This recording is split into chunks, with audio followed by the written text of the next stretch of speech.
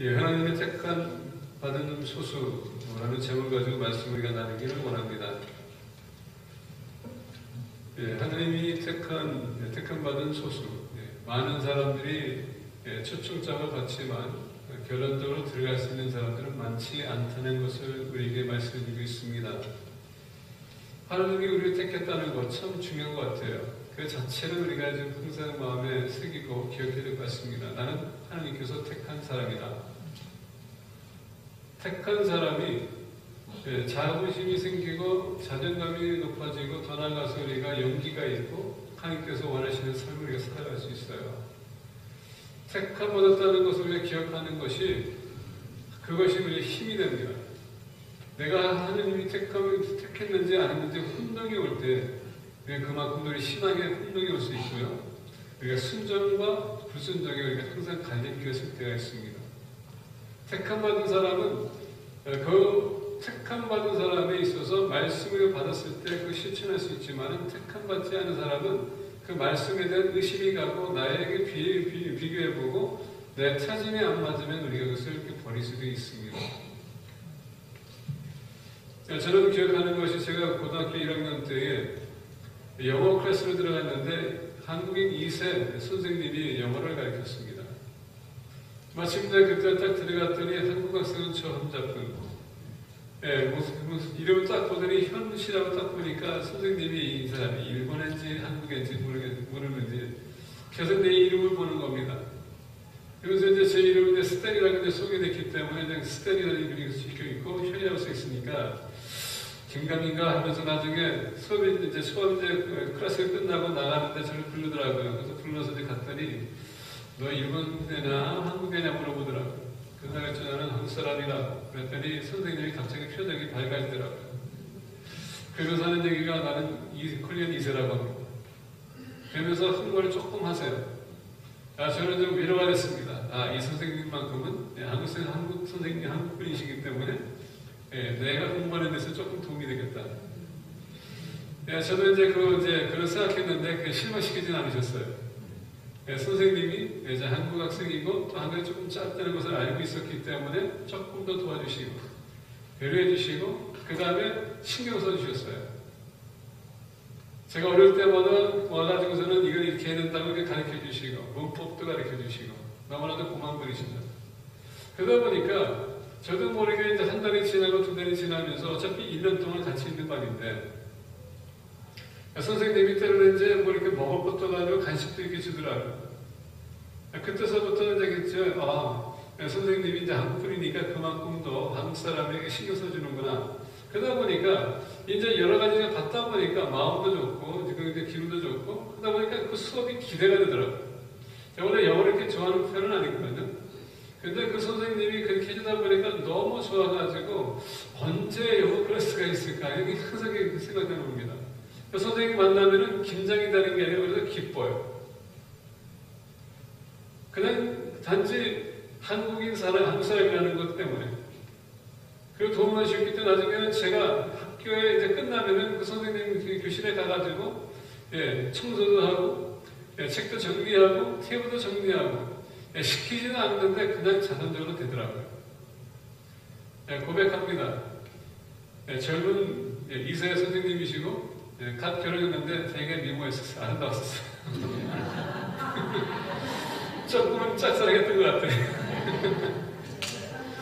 그러다 보니까 나도 모르게 그냥 학교 끝나면은 발길이 그냥 그쪽으로 가더라고요. 선생님하고 얘기하고 이상한 생각하지 마시고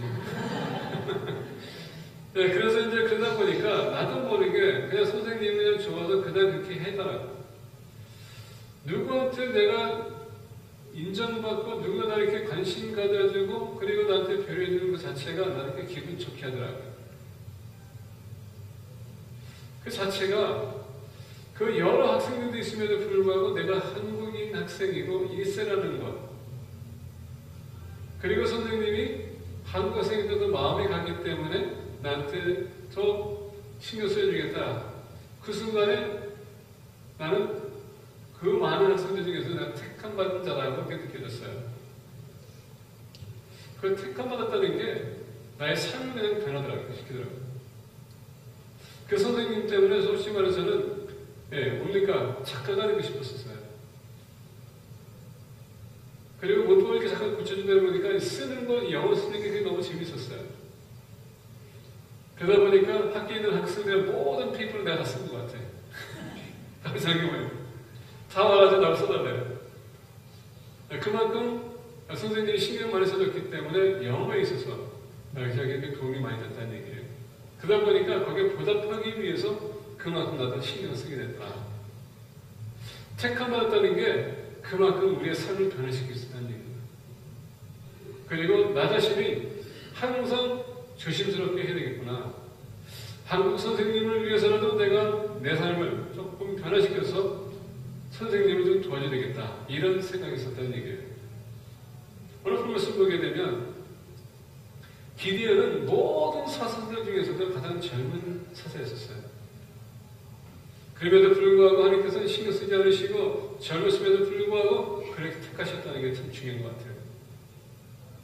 7년 동안 이스라엘 백성들이 미디안을 위해서 계속 핍박을 당했습니다. 약탈당했어요. 그러다 보니까 우리가 이 사사에게 기디언을 찾았을 때 그들이 얼마나 그런 충격적인 삶을 살았으면 숨어가지고 일을 했을까요? 혹시나 이렇게 우리 곡식이 날리기 시작하게 되면 그냥 뺏길까 그 두려움 때문에 숨어서. 근데 이게 한이 두 개 아니라 1년, 2년, 7년 동안 계속 반복적으로 그걸 약탈당하니까 너무 힘든 나머지 이제 이스라엘 백성들도 이제 살기 힘들다 보니까 한 옆에 돌아온 것 같아요. 때문에 우리 스스로 살다 보면 우리가 뭔가를 해보자 할 때에 엄청난 우리에게 힘든 일이 생길 수 있어요. 우리가 감당할 수 없는 그런 일이 생길 수 있습니다. 그럴 때 우리가 누굴 찾아야 되겠습니까? 바로 하나님이라는 얘기예요.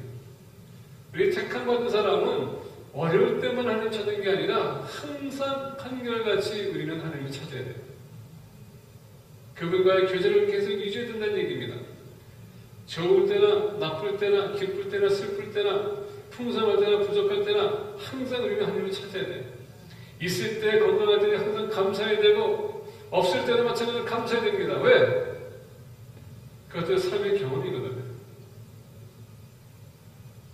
모든 다양성을 배워야 되는 것입니다. 7년이 되자 너무 힘든 나머지 이스라엘 백성들이 하나님께 이제 나와서 기도합니다. 외칩니다. 우리를 도와달라고. 하나님께서 누굴 택합니까? 기드온을 택하세요.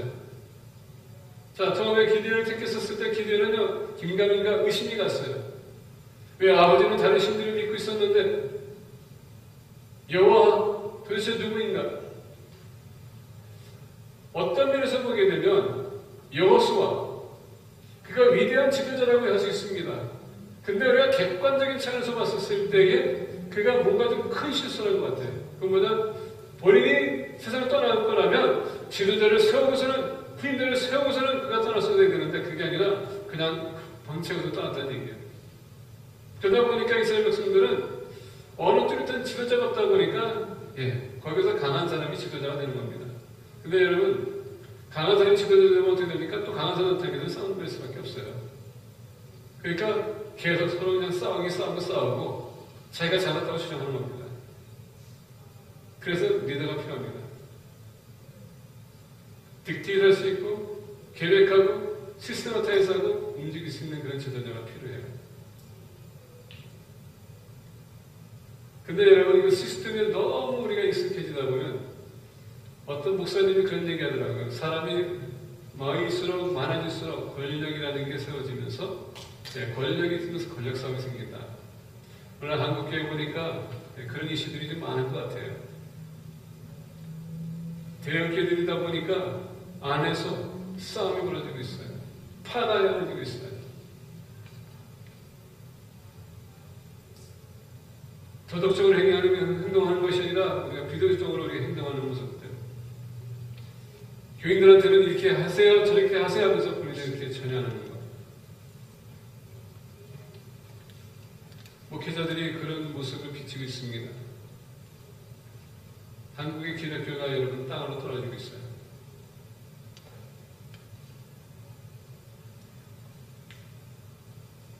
근데 한국뿐만 아니라 미국도 마찬가지인 것 같습니다. 바른 지도자에 있어서 따르는 사람도 바른 길로 바른 길에 세워질 수 있고요. 바른 길로 갈 수 있습니다. 잘못된 지도자가 쓰게 되면 그 따르는 사람도 잘못된 길로 갈 수 있습니다. 지금 우리가 한국의 유튜브 보거나 여러 가지 다양한 보게 되면 왜 한국에 내려오는 그 교회, 대형 교회 보게 되면 다 문제 하나씩 있어요.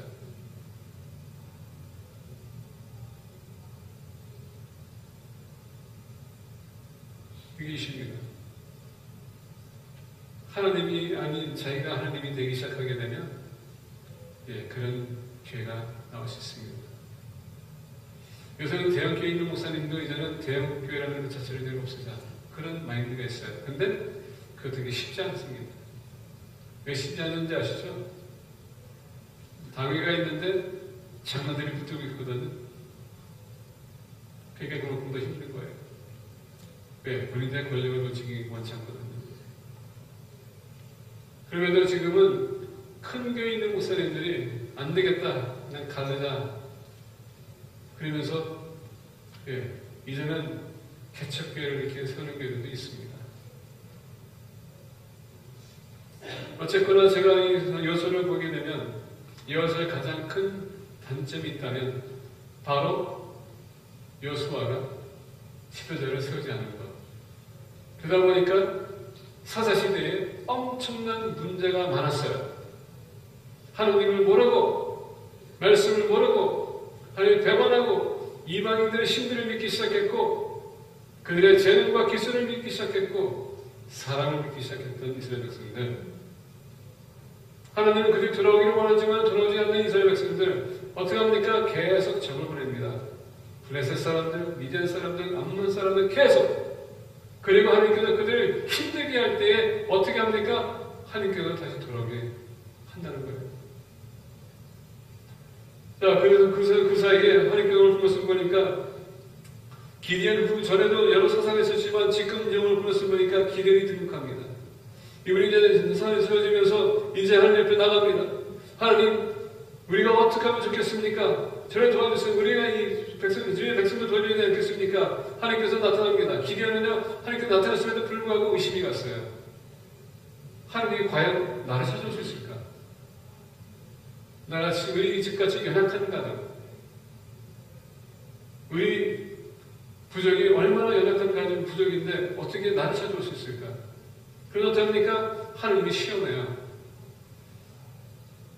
기대니 하나님 시험하니까 하는 거니까 그 시험하는데 하나님께서 다 들어주세요. 그랬더니 기대니 그것을 보고 어떻게 합니까? 여호와시아로 내가 하나님을 만났음에도 불구하고 내가 살아있구나. 하나님 평범의 하나님이시구나. 왜? 죄인이 절대 하나님 앞에 쓸 수가 없습니다. 죄의 문제로서는 절대 하나님 앞에 나갈 수 없거든요. 근데 하나님께서는 기대를 살려주셨어요. 그랬더니 여호와시아로 평범의 하나님이 나를 살려주셨구나. 그때서부터 기디언은 택함 받는 자라는 것을 그가 인식했습니다. 알았어요. 그러면서 이스라엘 백성들 구원하기 위해서 어떻게 합니까? 기도를 나갑니다. 하나님께서 얘기합니다. 내가 너를 통해서 역사할 것이다. 기디언이 용기가 생기기 시작했어요. 여러분, 택함 받는 사람은 상황이 어떻든 우리는 하나님 의지하기 때문에 거기에 능력이 나타난다는 얘기예요. 하나님을 통하여서 우리가 힘이 생긴다는 얘기입니다. 하나님은 기린을 크게 쓰기 원했어요. 그러다 보니까 이제 하나님께서는 내가 너희들을 이 미디안에서 구원하겠다. 그래서 사람을 문제 벌어냈더니 32,000명이 나타났어요. 우리가 같이 싸우겠다고. 근데 여러분 생각해보세요. 저쪽에는 12만 명이 지금 있는데 32,000명이 뭘 할 수 있을까요? 그럼에도 불구하고 기디언은 하나님이 우리와 함께 있으니까 32,000명도 괜찮다. 우리 이길 수 있다. 그러는데 하나님께서 너무 많다. 이게 무슨 시츄에이션? 너무 많아. 그래서 줄입니다. 10,000명이 남아요. 그럼에도 불구하고 기도기는 너무 많다. 또 돌려보냅니다. 결론적으로 몇 명이 났습니까? 300명이 지금 12만 명을 지금 바라보고 있어요. 이게 여러분 가능합니까? 저쪽에는 장수들이에요. 12,000명이 있습니다. 12만 명이 있습니다. 근데 여기는 고작 300명. 이걸 가지고 뭘 할 수 있다고? 근데 여러분, 택함 받은 사람은 300명이라 할지라도 숫자가 작다 할지라도 택함받은 사람은 특이다는 얘기예요. 하나님은요, 많은 사람도 있지만은 그 중에서도 정말 본인이 택함받은 사람이라는 것을 아는 사람은 모르십니다. 우리도 그거 알아야 돼요. 여러분들 이렇게 주일에 나오시는 것, 얼마나 날씨가 좋습니까? 이렇게 덥겠지만 지금은. 그런데 이게 나왔다는 것 자체가 여러분 하나님께서 여러분 택함받았다는 얘기예요. 그렇기 때문에 나왔었다는 얘기예요. 그래서 오늘 이렇게 본문을 보면서 택함받은 사람, 이 기디언뿐만 아니라 이 300명이 도대체 무엇을 했기에 12만 명의 이 미디안 사람들을 물리치고 승리할 수 있었을까? 만약에 이것을 보면서 우리가 이 원리를 우리의 삶에 적용한다면 우리 또한 어떤 어려움이 온다 할지라도 우리는 반드시 승리할 수 있습니다. 같이 말씀 보겠습니다. 첫 번째, 택함받은 사람들의 자세를 보겠습니다. 15절부터 18절인데요.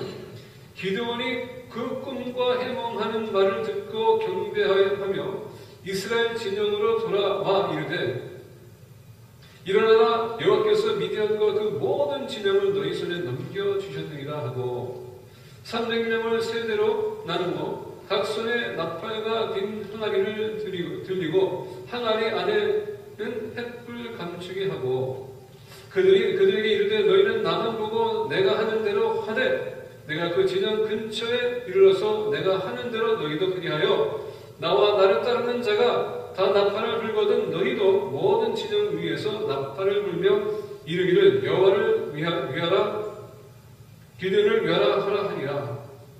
오늘 말씀 보니까 이 300명에게 지금 얘기할 때 뭐라고요? 지금 한 소리는 나팔을 불고 한 소리는 비상하리 들어야 돼요. 전쟁터 나라 사람들이 지금 어떻게 합니까? 한 소리 나팔을 불고 또 한 소리 비상하리를 들고 가야 돼요. 그게 전쟁에 나설 사람이 해야 될 자세입니까?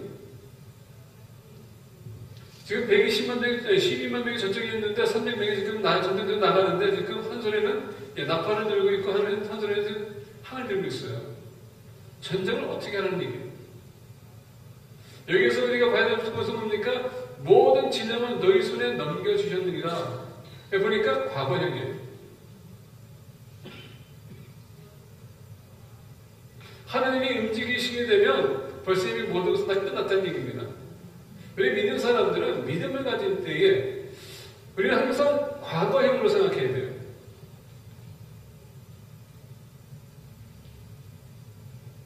저희도 기도의 응답에 대해서 얘기했죠? 하나님께서 기도를 응답하실 때에 기다리나? 또는 하나님께서 속히 대한 응답하거나 아니면 노. 이 과거형은 뚜렷합니다. 노는 노예요. 과거입니다. 진짜 지났어요. 계속 얘기했지만 안 얘기해요. 아니면 기다리라. 때가 아직 차지 않았기 때문에 그리고 속히 할 수 있어요. 근데 모든 응답은 다 이미 됐다는 얘기예요. 하나님의 영적인 세계에서 우리를 바라볼 때 시간 안에 잡히는 우리는, 사로잡히는 우리는, 움직이는 우리는 그 하나님의 타이밍에 움직이는데 영적인 세계의 시간 개념이 있기 때문에 벌써 이루어졌다는 얘기예요. 그래서 전에 말씀드린 것처럼 우리가 예수 그리스도를 믿으면 우리의 구원을 얻었다는 과거형이니까 벌써 이미 영의 세계는 여러분도 저는요 믿는다면 벌써 하나님과 함께 있다는 얘기예요. 우리 지금 시간을 과정을 통과하는 것 뿐이지. 그것만큼 우리가 확실해야 돼요. 예수 그리스도를 믿으면 구원 얻었다. 내가 가야지 안다. 그건 아니에요. 의심해서는 안 됩니다. 가봐야 알죠. 뭐 내가 열심히 하면 구원을 얻을까? 내가 들어가면 큰 구원이 없을 것. 이건 절대 아닙니다.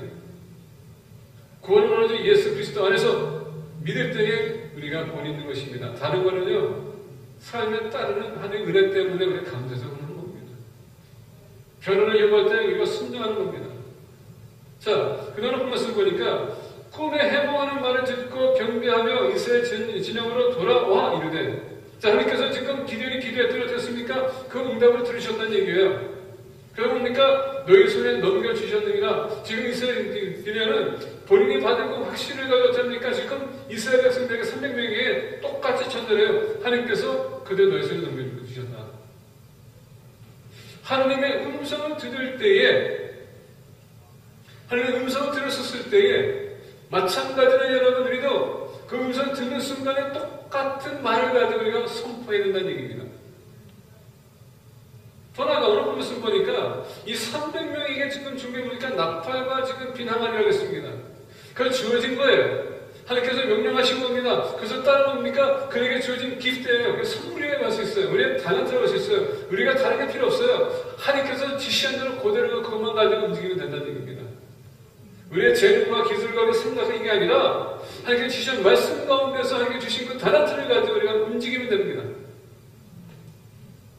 근데 우리 때로는 하나님의 말씀이 아닌 이상하게도 내 생각과 계획과 세상에서 주는 그 전략과 모든 것을 가지고 동원해가지고 움직이 나갈 때가 많아요. 그러다 보니까 이게 거치장스러운 거예요. 여러분, 다윗이 골리앗을 선정했었을 때에 사울이 어떻게 했습니까? 전신갑주를 시켜줬어요. 창을 줬어요. 칼 줬어요. 근데 뭡니까? 다 거치장스러워서 어떻게 합니까? 다 풀어버립니다. 가장 편한 것, 본인이 익숙한 것, 본인이 그동안 살아왔던 것, 그가 노하우 있는 것, 그것을 가지고 가서 골리앗을 가서 싸웠더니 이겼어요. 거칠랑스럽게 여러분, 우리가 불필요한 것을 우리가 다 떨쳐버려야 얘기입니다. 우리가 필요한 것은 하나님의 말씀을 우리가 듣는 것, 그리고 그대로 우리가 실천하는 것. 그들에게 이르되 너희는 나만 보고 내가 하는 대로 하되 내가 그 진영 근처에 이르러서 내가 하는 대로 너희도 그리하여 나와 나를 따르는 자가 다 나팔을 불거든 너희도 모든 진영 주위에서 나팔을 불며 이르기를 여호와를 위하라 기드온을 위하라 하라 하니라.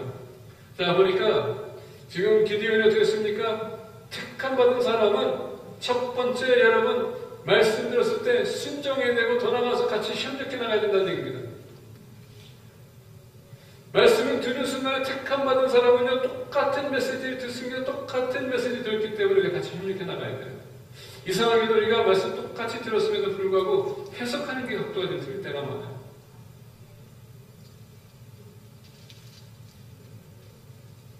우리가 수학을 보거나 과학적인 면에서 봤을 때 모든 공식 있죠? 답은 하나예요.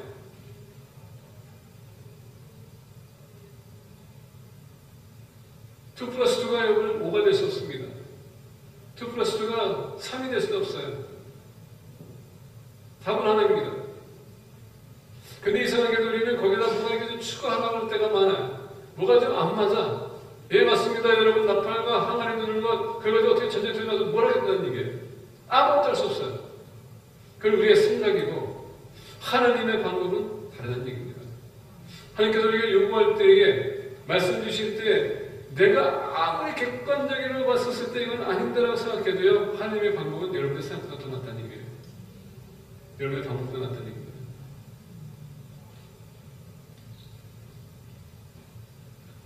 오늘 본 것을 보니까 택함 받은 사람은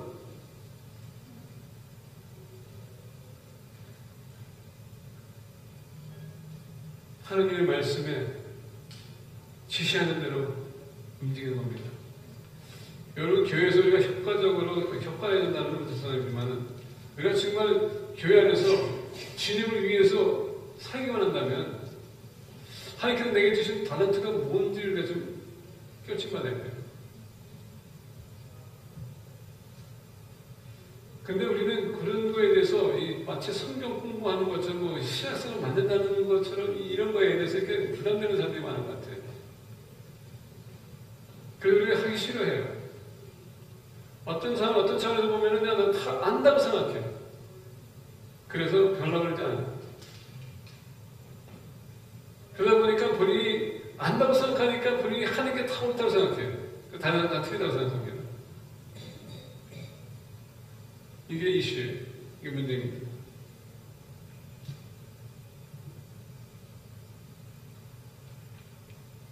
우리는 절대 모든 것을 알 수 없습니다. 하나님의 방법은 여러분의 방법이 아니고 하나님은 절대 여러분들의 생각처럼 움직이시는 분이 아니세요. 오늘 말씀이 바로 그겁니다. 마침이 17절 보니까 그들에게 이르되 너희는 나만 보고 내가 하는 대로 하되 내가 그 진영 근처에 이르러서 내가 하는 대로 너희도 그리하여 하라. 때로는 여러분, 지도자의 말이 참 중요한 게 뭔지 아십니까? 바른 지도자가 가는 길은요, 우리가 따르는 사람으로 하여금 따라야 된다는 얘기입니다. 그게 비전이고 한 목적이라는 얘기예요. 한 목적을 우리가 달성하기 위해서는 지도자의 비전에 따라서 움직이는 것이 하나님께서 만약에 그 사람이 선지자라면 여러분들이 만약에 제가 이 교회 지도자라고 여러분이 생각한다면 말씀을 드렸었을 때 같이 따라가는 것이지 여러분들이 반대하게 되면 결코 교회가 하나가 될 수 없습니다. 목적을 달성할 수가 없어요. 기대는 뚜렷했습니다. 택함 받은 사람은 하나님의 음성을 듣고 거기에 신청을 따라서 신청해서 우리가 단합해서 같이 협력해 나가는 겁니다. 그러다 보니까 기대on이 그들에게 너는 나만 보고 내가 하는 대로 하라.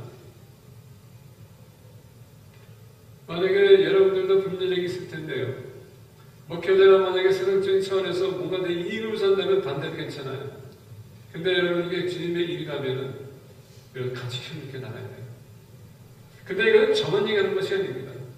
여러분들도요, 여러분들 사회에서 만나는 사람도 있을 거예요. 그런데 여러분들 어떤 사람들은 여러분들 그 사람 모임 속에서 여러분 지도를 생각할 것입니다. 만약에 목장 모임인데 목자가 있어요. 여러분 그 목자의 음성을 여러분들 들으시고 따라줘야 된다는 얘기예요. 만약에 그것이 하나님 말씀이고 정말 그 목자의 교회를 위해서 그 목장을 위해서 그렇게 한다면 같이 협력해 나가야 돼요. 그렇다면 우리 지도자들은 여기 계신 모든 분들은 하나님께서 택한 사람입니다. 그럼 여러분 모두에게 하나님께서 그런 리더십을 주셨다는 얘기예요. 여러분이 듣는 순간부터 말씀 배우는 순간부터 듣는 순간부터 하나님께서 여러분들 그 통화에서 어느 누구에게 영향 끼치는 그런 지도자가 되게 많았어요. 근데 여러분들이 말씀 듣지 못하고 분별력이 없다면 여러분들은 머리가 되는 게 아니라 꼬리가 될 수밖에 없어요. 지도자는요 머리가 되는 겁니다. 이끌어야 되기 때문에.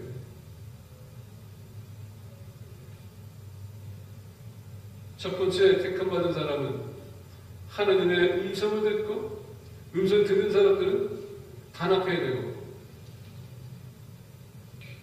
협력해 나가야 됩니다. 두 번째 보겠습니다. 19절부터 22절입니다. 기드온과 그와 함께한 100명이 이견초의 진영 근처에 이른즉 바로 파수꾼들을 교대할 때라 그들이 나팔을 불며 손에 가졌던 항아리를 부숩니다. 자, 하나님께서 지시한 대로 지금 기드온은 나팔을 불면서 어떻게 합니까? 항아리를 부셨어요. 이거 무슨 시츄에이션?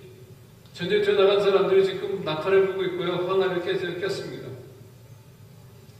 세대가 나팔을 불며 항아리를 부수고 왼손에 횃불을 들고 오른손에 나팔을 들어 불며 외쳐 이르되 여호와와 기드온의 칼이다 하고.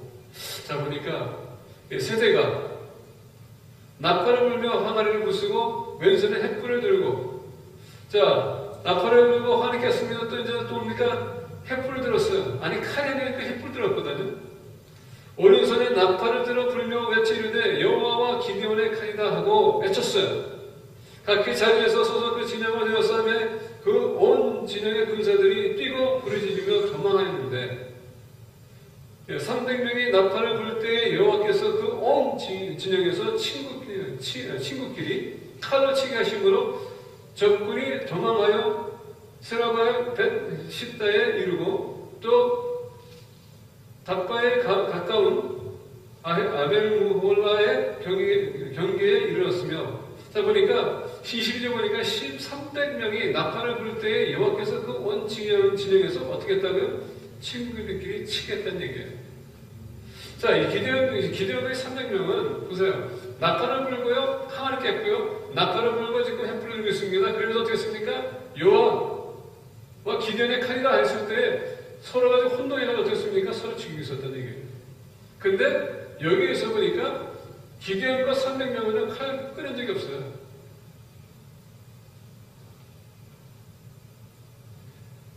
이스라엘 백성들이 여리고 성읍이라고 함락했었을 때 그들이 어떻게 했습니까? 매일마다 한 바퀴 돌았어요. 마지막에 7바퀴 돌았거든요. 그래도 함성으로 와 외쳤더니 무너졌거든요. 똑같은 시츄에이션이에요. 지금 이 300명은 칼 들지도 않고서 지금 나팔과 지금 항아리 깨고 나팔과 지금 횃불 들었는데, 그리고 그들이 외쳤던 뭡니까? 여호와 기드온의 칼이라 했더니 서로가 놀라가지고 어떻게 합니까? 친구가 친구들이 죽이고 있었어요. 이건 놀라운 거거든요. 근데 이 와중에 그들이 잊지 않는 게 뭡니까? 기디온이 뭐랬어요? 여호와 기디온. 여기서 왜 기디온을 넣는가? 기디온이 교만해서가 아니라 하나님께서 기디온을 지도자로 세웠기 때문에 그 지도자의 말에 순종과 더 나아가서 하나님이 순종한다는 지도자를 세운 그 사회 지도자에 순종하는 차원에서 존중하는 차원에서 그를 외쳤다는 얘기입니다. 오늘 본문을 보게 되면 택함 받은 사람은 지어진 환경 속에서 열심히 해야 된다는 얘기예요. 음성을 듣고 단합했다면 그 여러분 듣고 단합한 사람들은 이제 뭡니까? 말씀 들었다면 그 말씀대로 우리가 움직여야 된다는 얘기예요. 아까 말씀드린 것처럼 환경과 상황이 중요한 게 아닙니다. 내가 더 중요하다는 얘기예요. 내가 누구이며 내가 왜 거기 있으며 내가 그 있는 이유가 뭐냐며 내가 거기 있다면 나는 그럼 어떻게 이 환경을 내가 변화시킬 것인가. 근데 내가 변하지 않는 한 절대 환경이 변할 수 없어요. 이게 신입니다. 세 번째 보겠습니다. 23절부터 25절입니다. 이스라엘 사람들은 납달리와 아셀과 온 므낫세에서부터 부름을 받고 미디안을 추격하였더라. 기드온이 사자들을 보내서 에브라임 온 산지로 두루다니게 하여 이르기를 내려와서 미디안을 치고 그들을 앞질러 벤 바라와 요단강에 이르는 수로를 점령하라. 하면 이에 에브라임 사람들이 다 모여 벳 바라와 요단강에 이르는 수로를 점령하고 나중에 어떻게 했습니까? 지금 전쟁이 치러지고 있습니다. 아무것도 안 했어요. 근데 하나님께서 그들에게 승리를 줬거든요. 중요한 건 뭐냐면은 지금 이 사건으로 인해서 어떻게 합니까? 기드온이 사자들을 보내가지고 에브라임 사람 모두가 동원해가지고 지금 이 전쟁에 동참하라고 합니다. 중요한 게 뭐냐 아십니까? 이 300명이 지금 하나님 의지하고 신뢰하고 그리고 하나님께서 지시한 대로 그들이 했더니 지금 미디안 사람 12만 명이 지금 도망했어요. 그 도망하면서 서로 죽이고 있었거든요. 근데 여러분 생각해보세요. 이스라엘 백성들도 300명이 도대체 무엇을 할 수 있을까라는 걸 생각했을 거예요. 왜냐하면 3만 2천 명이 갔다가 지금 다 떠나고서는 300명만 남았거든요. 돌아갔던 사람들이 이스라엘 백성들에게 얘기했을 거예요. 우리가 갔더니 우리 돌려보냈어. 아, 나 겁나가지고 다시 돌아왔어. 이제 남은 사람 300명이야. 그런데 여러분 생각해보세요. 객관적인 차원에서 우리가 인권, 세상적인 점을 계산해보면 타중에 안 맞는 그런 전쟁인데 어떻게 300명이 이겨낼 수 있을까? 그런 마음을 가졌었는데 갑자기 와가지고 우리 이기서 하면 여러분 그게 쉽게 믿어질까요?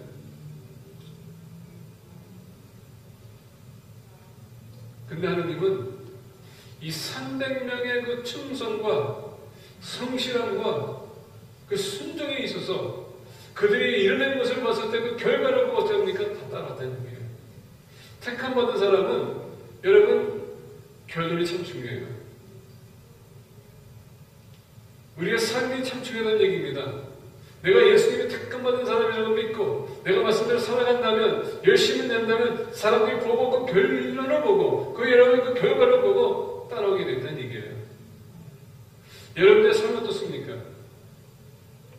여러분의 삶이 지금 신앙생활을 하면서 내가 믿음의 선배라고 하고 몇 년 동안 교회 다니면서 내가 지금 믿음 교회 오래 다녔다고 하면서 여러분의 지금 신앙이 다른 사람에게 비춰졌을 때 어떤 신앙이 비춰집니까? 여러분들이 머리가 될 수 있을까요? 아니 아직도 여러분이 꼬리입니까? 여러분이 인도하는 사람입니까? 아니면 쫓아가는 사람입니까? 만약에 쫓아가는 사람 언제까지라도 쫓아갈 거예요. 이맘때쯤 되면 너희들이 선생이 될 텐데 언제까지 여러분들 계속적으로 우리가 기우처를 가지고서 실험할까요? 우리 믿음의 성장에 있어서 다른 영향 끼쳐야 되는데 인도해야 될 텐데 우리는 그렇게 못한다면 그 이유는 뭘까요? 아마 여러분들이 택함 받았음에도 불구하고 모르고 있거나 아니면 아직도 그게 의심이 가거나 혼동이 오거나 아니면 아직도 여러분들은 택함 받은 사람이 아닐 수도 있어요. 교회 안에는 다양한 사람이 있습니다. 우리가 마태복음 13장 보게 되면 씨 뿌리는 비유가 나오지 않습니까? 예, 좋은 밭이 있으면 길이 있고요, 돌밭이 있고요, 지푸라기 많은 데가 있어요. 밭마다 다 틀리다는 얘기입니다. 튕겨나가는 사람이 있는 반면에 흡사하지만 어려움이 생겨가지고 여러분 없어지고 시험 당해서 그가 없어지고 좋은 밭은 것을 받아들이게 돼 있거든요. 마태복음 13장이 천국에 대한 비유를 얘기하는데 그 교훈적인 말씀은 뭐냐? 주인이 나가서 밭에서 좋은 씨를 뿌렸지만 저기 가서 어떻습니까? 나쁜 씨를 뿌려요. 예, 추수한 날에 그것을 어떡합니까? 가로하지 않습니까? 교회 안에는 택함 받은 사람이 있는 반면에 택함 받지 못한 사람이 있다는 것은 또 우리가 알아야 돼요. 택함 받지 못한 사람들을 우리가 어떻게 할 거냐가 중요합니다.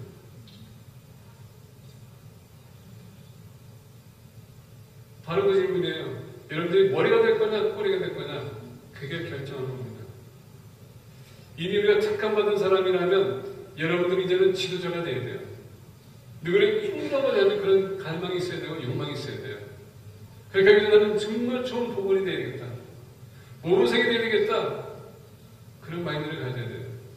그래서 믿음이 열악한 사람들에게 이끌어줘야 됩니다. 이제 앞으로 우리가 선생님 축제를 두고 있습니다. 여러분 계속적으로 꼬리가 있을까요? 아니면 여러분들이 지금 머리가 돼서 인도하는 사람이 되기만 합니까? 그 영혼들을 주님께로 인도되지 않겠습니까?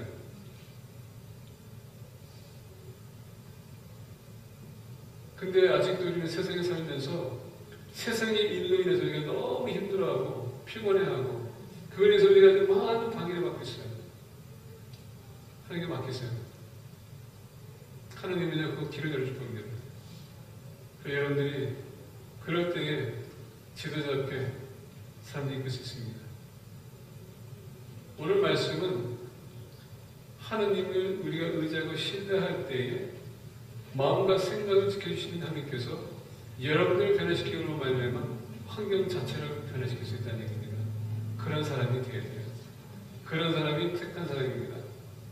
이제 앞으로 옆에 계신 분들에게 얘기하세요. 당신은 택한 사람이기 때문에 그렇게 살지 마세요.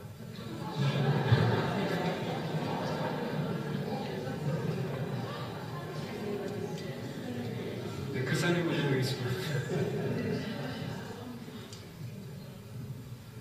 조금 더 거룩하게, 충성스럽게, 사람들에게 영향을 끼치는 그런 사람이 되시기 바랍니다. 말씀 맺고자 합니다.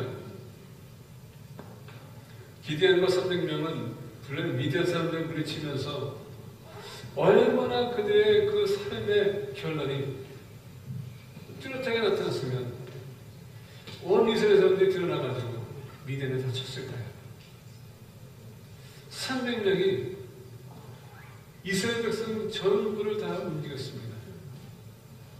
택함 받은 사람은 그런 영향을 끼칠 수 있는 사람이 될 수 있다는 얘기예요. 바로 여러분과 저와 그런 사람이 되어야 돼요.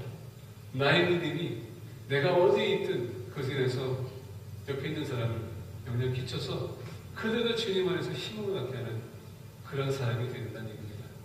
앞으로 그렇게 영향을 끼치는 공동체 되기를 축복합니다. 기도했습니다.